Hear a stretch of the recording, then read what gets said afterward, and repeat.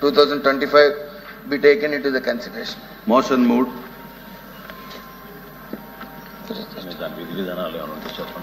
Okay.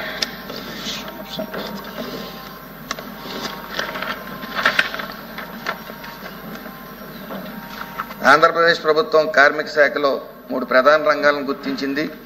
వీటిలో నిబంధనలను సులభతరం చేయటం, నియంత్రణలు తగ్గించడం, డిజిటలైజేషన్ చేయటం, వ్యాపార సంస్కరణలను ప్రోత్సహించడం లక్ష్యం. ప్రధాన సవరణలు పని గంటల సడలింపు, రోజువారీ గరిష్ట పరిమిత పని గంటలు 8 నుంచి 10 గంటల వరకు పెంచడం, అయినా వారానికి 48 గంటల పరిమితి అలాగే కొనసాగుతోంది.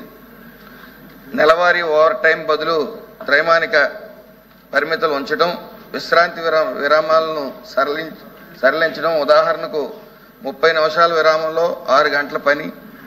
దీనివల్ల యాజమాన్యాలకు నిర్వహణ సౌలభ్యం పెరుగుతుంది, కార్మికుల పని భారం సక్రమంగా పంచబడుతుంది. మహిళలు రాత్రి పనికి అనుమతి సురక్ష షరతులతో.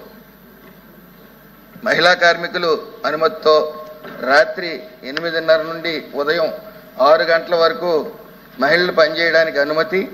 భద్రత, రవాణా, వెలుతురు, పారిశుద్ధ్య సౌకర్యాలు, వేధింపుల నిరోధక చట్టాలు, కఠినామలు వంటి రక్షణ చర్యలు తప్పనిసరి.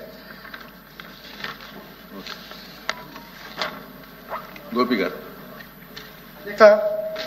8 గంటల పని విధానం అనేది 1889 ముందు నుంచి కొనసాగుతున్నటువంటి పని విధానం.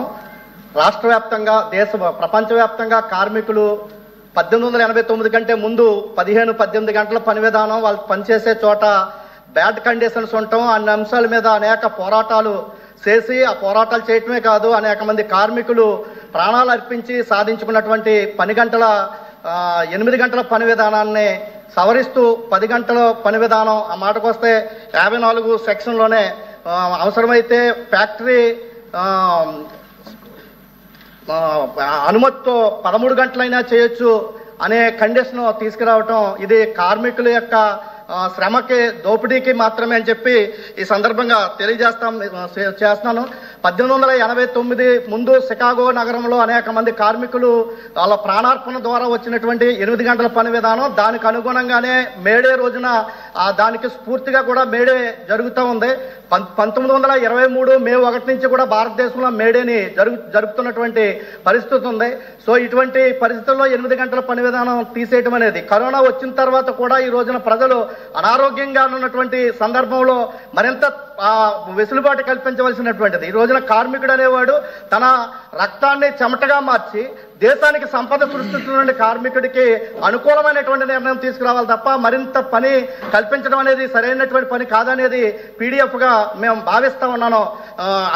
అంతేకాకుండా ఈ రోజున మహిళలకి రాత్రి పని అంటే ఈ రోజున మన సనాతన ధర్మం అని చెప్పుకుంటున్నాం. సనాతన ధర్మంలో ప్రధానమైనది కుటుంబ వ్యవస్థ. అటువంటి కుటుంబ వ్యవస్థలో ఉన్నటువంటి మహిళని రాత్రి షిఫ్ట్ కి ఉపయోగించడం అనేది సరైనటువంటి పద్ధతి కాదు. ఈ విధంగా 13 గంటల పని పెంచడం కానీ, లేదంటే మహిళల్ని ఈ విధంగా నైట్ షిఫ్ట్ కి ఉంటాం, పగల షిఫ్ట్లకే మహిళకి ఈ రోజున రక్షణ లేనటువంటి పరిస్థితి. ఆ రక్షణ వాళ్ళకే పరిమితం చేసి మహిళని ఆ విధంగా చేయటం అనేది కూడా కరెక్ట్ కాదు. ఖచ్చితంగా 8 గంటల పని నుంచి 12 గంటల పని చేయటం అంటే తన యొక్క కుటుంబ యొక్క జీవితాన్ని హరించటం, రెండోది తన యొక్క సాంఘిక జీవితాన్ని కూడా హరించడమే తప్ప మరొకటి కాదు. సో ఇటువంటి పరిస్థితుల్లో మనం ఇంకొక అంశం ఏంటంటే అధ్యక్ష, ఈ రోజున మనకి ఎన్నికలు జరుగుతున్నటువంటి సందర్భంలో మన జెండా మోసేదే కార్మికుడు. మన కోసం 2-3 గంటలైనా నిలబడి తన గుర్తుకి ఓటేసి ఆనందపడేదే కార్మికుడు. అటువంటి ఏదో ఒక సాఫ్ట్వేర్ కంపెనీ ఈ మధ్య కాలంలో 13 గంటల పని ఉండాలని చెప్పి పనిచేసేటువంటి సాఫ్ట్వేర్ కంపెనీలకు అనుకూలమైనటువంటి నిర్ణయం అది కరెక్ట్ కాదు. ఇది పెట్టుబడిదారులకి, సాఫ్ట్వేర్ కార్పొరేట్ కంపెనీలకి అనుకూలమైనటువంటి బిల్లు తప్ప ఇది ఖచ్చితంగా ఇది కార్మికులకి, శ్రమజీవులకి వ్యతిరేకమైనటువంటిది. ఏదైతే తెలుగుదేశం పార్టీ ఎన్టీ రామారావు గారు పెట్టినప్పుడు ఆ పార్టీ గుర్తులో కూడా ఈ కార్మికుడికి గుర్తుగా చక్రం ఉంటుంది. ఏదైతే గుడిస చక్రం నాగలి అనే గుర్తు, అదేవిధంగా మన వైఎస్ఆర్సీపీకి సంబంధించి కూడా వైఎస్ అంటే శ్రామిక అనే మాటను కూడా చేర్చినటువంటిది. అంటే మాటలకి లేదా గుర్తులకి ఉపయోగించడమే కాదు, చట్టాల్లోనూ బిల్లుల్లో కూడా అటువంటి కార్మికులకు అనుకూలమైనటువంటి నిర్ణయాలు తీసుకురావాలి. కాబట్టి మీ ద్వారా మీ ద్వారా మంత్రి గారిని కోరేది ఈ యొక్క బిల్లుని పునఃసమీక్షించాలని చెప్పి కోరుతూ 8 గంటలకు మాత్రమే పరిమితం చేయాలని చెప్పి పీడీఎఫ్ ఎమ్మెల్సీగా కోరుతా ఉన్నాను. అధ్యక్ష, థ్యాంక్ యూ.